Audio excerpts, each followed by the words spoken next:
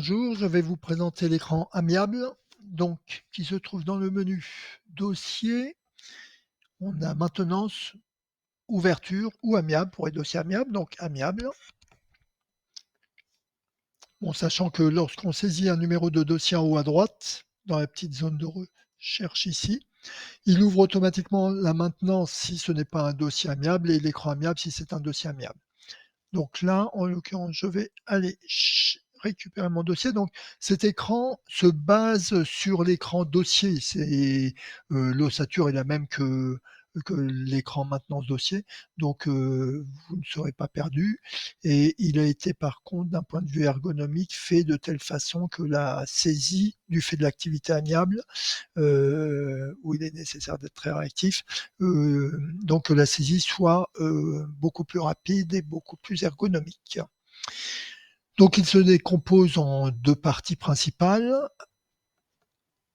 À gauche, il y a la saisie, et à droite, c'est de la consultation, à part la saisie des appels en cours, donc, mais c'est surtout de la consultation d'informations. Donc à gauche, en haut, on a un paragraphe, une partie dossier, c'est le récapitulatif du dossier, c'est comme la maintenance, le numéro, le type, référence interne, service, etc. On y a juste rajouté le créancier pour amiable, qui est toujours affiché. Voilà. En dessous, il y a la liste des intervenants. Alors par défaut, on se positionne automatiquement à l'ouverture amiable sur le débiteur principal. Voilà. Donc, là en l'occurrence, Monsieur Risso Stéphane, le débiteur principal. La liste des intervenants, on a quelques icônes, Google, page blanche, les pages jaunes, le plan, des icônes que vous connaissez déjà. Ici, un lien pour le site de paiement en ligne, si vous en avez un. En cliquant ici, il ouvre la page web correspondante. Dossier en cours, c'est le nombre de dossiers pour l'intervenant sélectionné. Donc si on clique, il nous affiche automatiquement la liste des dossiers. Voilà. Ensuite, sur les intervenants, donc on peut, contrairement à maintenance dossier, dans Amiable, on ne peut pas les modifier, les supprimer, les ajouter, etc. C'est uniquement de la consultation. Par contre, il y a un clic droit sur la liste où on peut, comme d'habitude, envoyer un mail, afficher la liste des dossiers, etc. Donc, je vous laisse découvrir tout ça, mais c'est exactement comme sur un maintenance dossier. Donc, en dessous, on a des coordonnées. Alors, selon évidemment l'intervenant sur lequel on est positionné, les coordonnées ou les variables un peu plus bas, intervenants, diffèrent évidemment. Donc là, les coordonnées. Alors, déjà, le code couleur. Vous avez vert si la coordonnée est valide, ce qui est le cas de l'adresse email et du mobile. On voit que le téléphone fixe n'est pas valide, il est donc en rouge. Pour en ajouter, vous mettez sur la dernière ligne, vous cliquez dans la dernière ligne. Alors soit vous utilisez la loupe comme d'habitude et vous rajoutez un mobile par exemple, 06 02 02, vous validez, c'est terminé. Donc la saisie est directement dans la liste. Pour modifier pareil, vous double-cliquez, vous cliquez dans la ligne, vous modifiez, vous validez, c'est modifié. Pour la suppression, c'est exactement aussi rapide. Vous avez une petite case à cocher là, vous validez, c'est supprimé. Voilà. Donc le principe, alors pour les coordonnées par contre, donc le principe de saisie, la loupe de suppression sera le même pour les variables dossiers, intervenants ou pour les alertes un peu plus bas. Par contre, je reviens sur les coordonnées. Si jamais on a un numéro de téléphone, alors d'abord il y a le clic droit, donc envoyer un mail si c'est un mail, là il n'y a rien, et sur un mobile, c'est envoyer un SMS.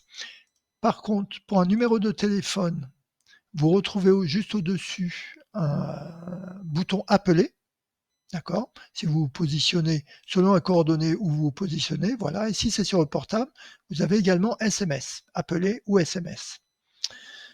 Voilà pour les coordonnées. Les variables, les variables, ce sont les variables dossier au niveau dossier, intervenant pour l'intervenant sélectionné, encore une fois. Hop, pour l'intervenant sélectionné. Et les alertes sont au niveau dossier. Donc là, par exemple, on n'a pas d'alerte. Je clique sur la loupe, je rajoute une alerte, c'est fait. Donc c'est pareil pour les variables intervenants ou pour les variables dossiers. La suppression, comme on a vu pour les coordonnées, on prend des variables qu'on les sélectionne, on les supprime. Voilà. En bas, plan de paiement. Tout en bas, il y a la partie plan de paiement. Donc là, on en a un. On peut en ajouter un avec le bouton ajouter, supprimer un plan de paiement, etc. ou le modifier. Donc ça, c'est la partie gauche. Nous avons également un clic droit sur le dossier. Alors là, si je me positionne sur un fond gris de l'écran, voilà, vous avez bien sûr, comme sur la maintenance, plusieurs options qui vous permettent de gérer le dossier. Ce sont des options qui correspondent soit au menu général en haut, à des boutons qui sont présents, et d'autres options qui n'ont pas de bouton de menu approprié, donc elles sont présentées via le clic droit. Mais encore une fois, c'est comme sur un maintenance dossier. Voilà pour la partie à gauche. Pour la partie droite, en haut, vous avez la causalité, qui est rappelée. Ensuite, vous avez tout. Alors là, on était positionné sur le plan de paiement parce qu'on a identifié qu'il y avait un plan de paiement. Mais sinon, les différents onglets, c'est de la consultation. Vous avez donc un historique complet qui est à peu près le même que sur la maintenance dossier. Il diffère en cela de l'ajout pour l'amiable de tout ce qui est message téléphonique et email. Voilà. Ils sont présents. Ici, un envoi d'email, il est dans l'historique. C'est un historique complet. Les versements. Bon, ben, les versements effectués sur le dossier. Les messages téléphoniques. Donc, vous pouvez les filtrer ici. Par contre, on ne peut pas les modifier ou intervenir dessus.